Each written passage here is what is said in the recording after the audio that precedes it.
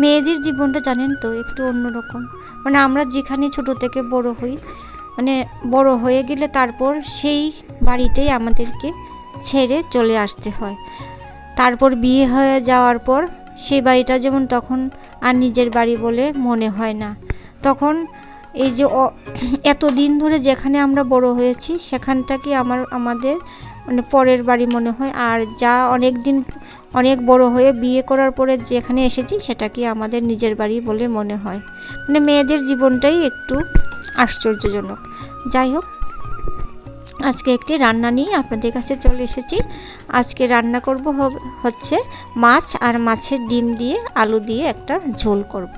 তাই পেঁয়াজ কুচি, মরিচ কুচি, হলুদ লবণ দিয়ে মাছের ডিমটাকে আমি মেখে নিলাম। আর তারপর এখানে হলুদ লবণ দিয়ে মাছগুলিকেও মেখে এগুলি ভেজে নিচ্ছি। একটু উল্টে পাল্টে, মোটামুটি একদম কড়া ভাজা নয় আর একদম অল্প ভাজাও নয়, মোটামুটি মাছটিকে ভেজে তুলে নিলাম। তারপর কড়াইতে আর একটু তেল দিয়ে এর মধ্যে দিয়ে দিলাম এই যে মেখে রাখা মাছের ডিমগুলি, গোল গোল শেপ করে আমি দিয়ে দিচ্ছি।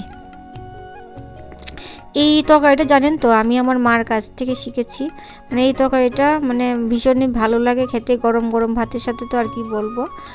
আর এমনিতে তো মাছের ডিমের বড়াটা আলাদাই একটা টেস্ট, আর ঝুল করে খেলে, মাছের সাথে ঝুল করে খেলে সেটা একটা আলাদা টেস্ট।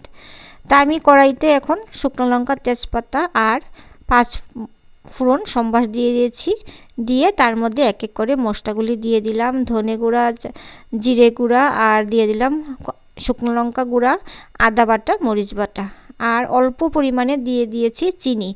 এই মশলা সাঁতলানোর সময় জানেন তো চিনি দিলে মানে মশলার কালারটা একটু ভালো আসে। তারপর একটু ঝুল দিয়ে দিলাম, ঝুলটা ফুটে গেলে তারপর মাছ আর মাছের ডিমের বড়াটা দিয়ে দিলাম, আর নামানোর আগে দিয়ে দিলাম একটু গরম মশলা। তাহলে বন্ধুরা, আমার এই রান্নাটা আপনাদের কেমন লাগলো? আশা করছি সবার ভালোই লাগবে। আপনারা এটা ট্রাই করে দেখতে পারেন।